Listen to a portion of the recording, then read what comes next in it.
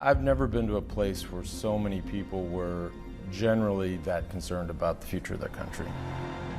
On October 4th, Lance Armstrong traveled to Lebanon to participate in Bike for Beirut, a charity event in the country's capital city, just 2 months on from a devastating explosion that left Beirutis reeling and now struggling to rebuild. You arrive in Beirut, it's your first visit to a city that's been devastated not just by the explosion 2 months ago, but also, of course, by a very, very serious economic crisis. What were your impressions? In general, the consensus is they are not hopeful. The cool thing about the ride was that, and this is what happens when you have these moments where there's, whether it's an hour or a day, and you're doing something, you're creating momentum, that feels hopeful. But if you just at over dinner conversation or walk in the streets, not very hopeful. What do you think riding through Beirut brought to them? I mean, it was. There were a few moments there where it was just incredibly inspiring. Well, no stranger to crisis or controversy, I asked Lance Armstrong to weigh in on the president's handling of COVID-19. Personally, I can't agree with the way that it's been handled. And then I would just add to that whether or not people will take the vaccine, right?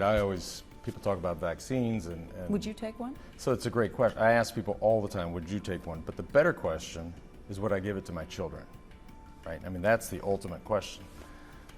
And I might wait a minute. Lance Armstrong's venture capital fund, Next Ventures, focuses on fitness and health. I asked him how coronavirus is shaping the strategy. COVID has actually been, in many ways, a silver lining for us as a fund.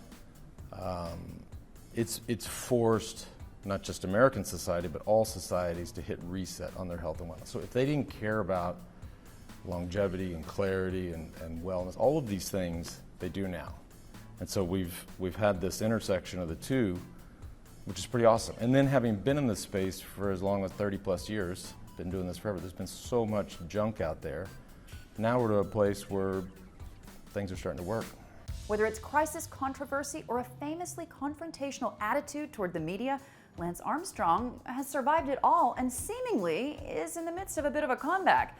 I asked him if he has any words of advice for President Trump. This is a man who could potentially be out of office, he'd be facing lawsuits, he'd be facing bankruptcy. These are all things that you have faced in your life. What would your advice be to Donald Trump? Somehow negotiate at this point a cap on his legal fees. That's a whole nother story. But no, I don't. Look, I think this election, I mean, how can you, we watched the debate of last week. I mean, I watched that and I'm like, this is what we got. Like and I don't know Donald Trump that well. I've met him a time or two. I've met Joe Biden, quite a few more times. I don't know. The system is something's off. I just don't think that's the best that America has. For CNBC International in Dubai, I'm Hadley Gamble.